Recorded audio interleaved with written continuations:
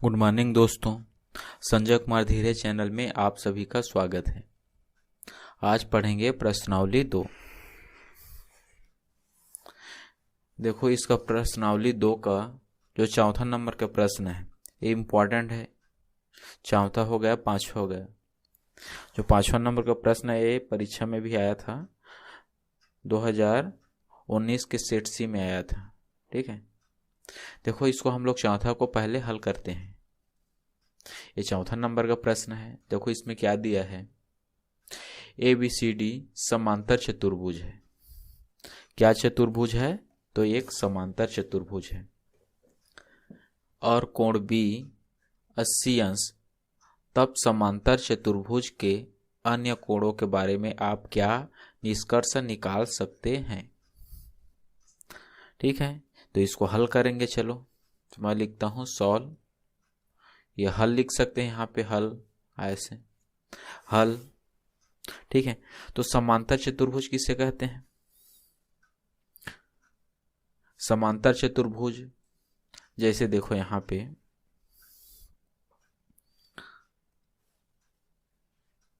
ये हो गया,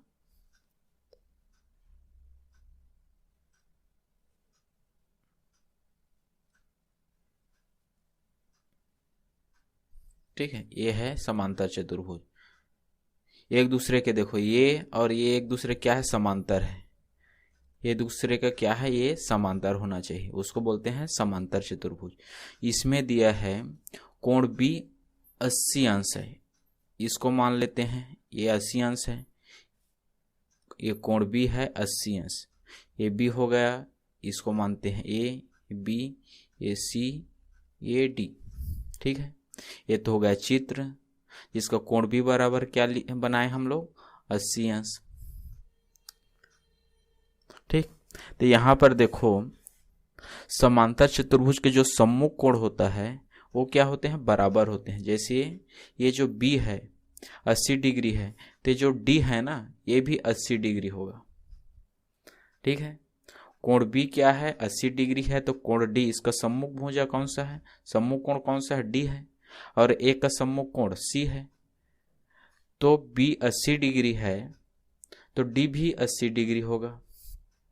ये जितना डिग्री है उतना ही C भी होगा। ये क्या है, नियम है समांतर चतुर्भुज का। तो समांतर चतुर्भुज के सम्मुख कोण बराबर होते हैं, यहां पे लिखते हैं हम लोग। ठीक है,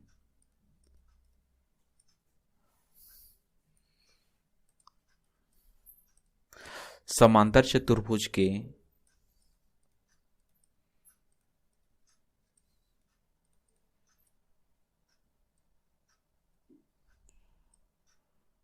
भुज के सम्मुख कोण बराबर होते हैं। ठीक है, क्या समझे हम लोग, समांतर चतुर्भुज के सम्मुख कोण बराबर होते हैं। जितना कोण ए है तो यहां पर मैं लिख सकता हूं कि कोण B बराबर क्या होगा, कोण D, तथा कोण A बराबर कोण C होगा। ठीक है, ऐसे। तो यहां पर देखो कोण B क्या है, 80 डिग्री है। कोण B बराबर कितना दिया है, 80 अंश दिया है। तो कोण D बराबर भी कितना होगा, 80 डिग्री होगा, नियम कहता है। ठीक है, यहां तक। और एक चीज देखो, समांतर चतुर्भुज के सम्मुख कोण बराबर होते हैं और आसन्न कोण का योग 180 अंश होता है। यहां पर लिखूंगा मैं, तथा यहां पे लिखता हूं आसन्न कोण का योग कितना होता है, 180 अंश होता है।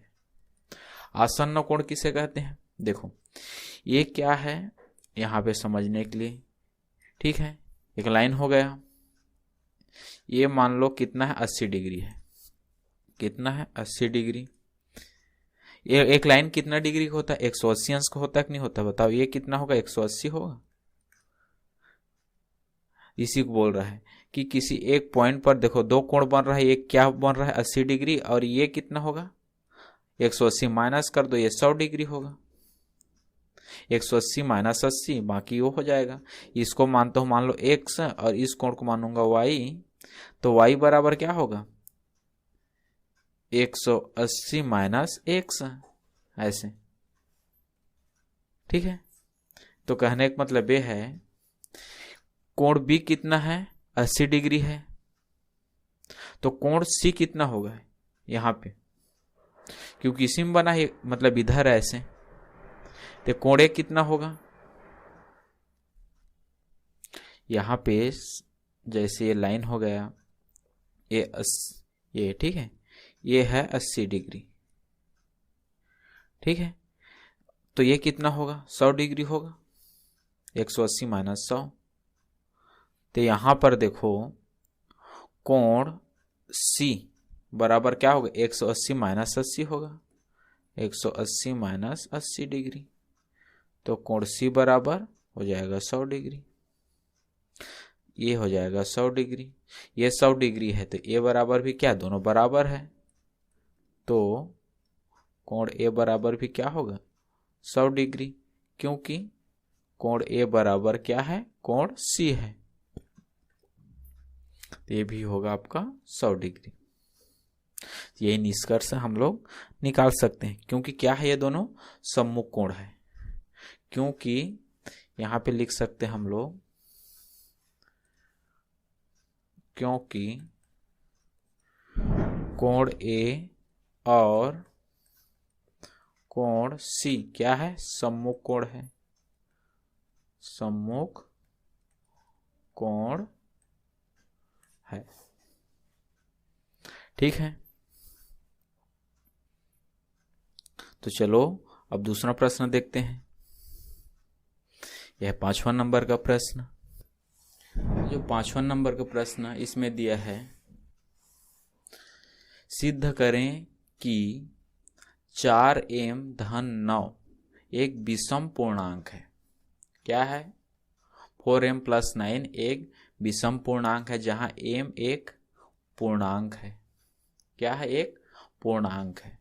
पूर्णांक किसे कहते हैं बताओ, सबसे पहले तो इंपॉर्टेंट चीज है कि पूर्णांक, पूर्णांक किसे कहते हैं। तो पूर्णांक किसे कहते हैं जो माइनस अनंत से लेकर -1 हो गया, या फिर यहां पे लिखता हूं मैं -2 -1 फिर 0 फिर 1 2 ऐसे करते करते ये धन अनंत तक। ठीक है, इसको कहते हैं पूर्णांक संख्या। तो यहाँ m क्या है एक पूर्णांक है, मतलब वो माइनस भी हो सकता है प्लस भी हो सकता है। ठीक है, क्वेश्चन बोल रहा है कि m क्या है एक पूर्णांक संख्या है। तो क्या सिद्ध करना है कि 4m धन 9 एक विषम पूर्णांक है। विषम संख्या किसे कहते हैं अब बताओ, विषम संख्या किसे कहते हैं, जो 2 से विभाजित नहीं होता उसे बोलते हैं विषम संख्या। जैसे 1 3, ठीक है 1 3 5 7 9, इधर -1 हो गया, -3 हो गया, -5 हो गया, -7 हो गया। ये क्या है पूर्णांक है, विषम पूर्णांक संख्या है। ठीक, यहां तक।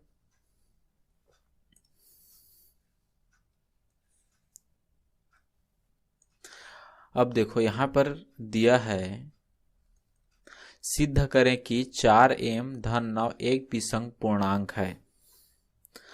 तो यहां पर मानते हैं कि यहां पे लिखेंगे माना कि p एक विषम पूर्णांक है।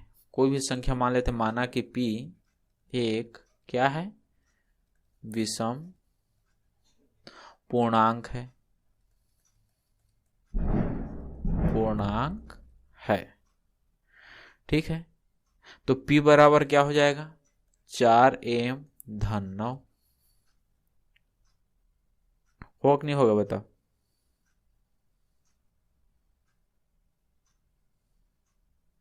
तो यहां पर एक चीज हम लोग पहले भी देखे हैं कि विषम पूर्णांक को हम लोग किस तरह से लिख सकते हैं? यहाँ पे हम लोग लिखते हैं p बराबर 2m धन 1 एक विषम पूर्णांक होगा। क्या होगा? 2m धन 1 एक क्या होगा? विषम पूर्णांक होगा।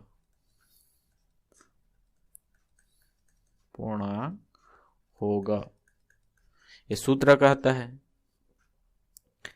ठीक है, तो हम लोग इसी को सिद्ध करना है। तो p बराबर क्या है? ये फार्मूला है। ठीक है, तो यहाँ पर p बराबर क्या है? क्या माने है? 4m धन 9। ठीक है, तो यहाँ पर देखो 2m धन 1 के रूप में लिखना है इसको। तो क्या लिखेंगे यहाँ पे? 9 को 8 धन 1 लिख सकते हैं। यहाँ पे 4m इसको लिखेंगे 8 धन 1, इसको कॉमन निकाल देंगे। p बराबर 2 अगर कॉमन लिख लेगा तो ये हो जाएगा 2m 2 चौके 8 होगा धन 2 बोलता हूं, हाँ 2 चौके 8 धन 1। तो यहाँ पे 1 मिनट, यहाँ 2m धन 4 बराबर के मान लेते हैं कुछ भी। ठीक है, यहाँ पे 2m धन 4 बराबर के मान लेते हैं,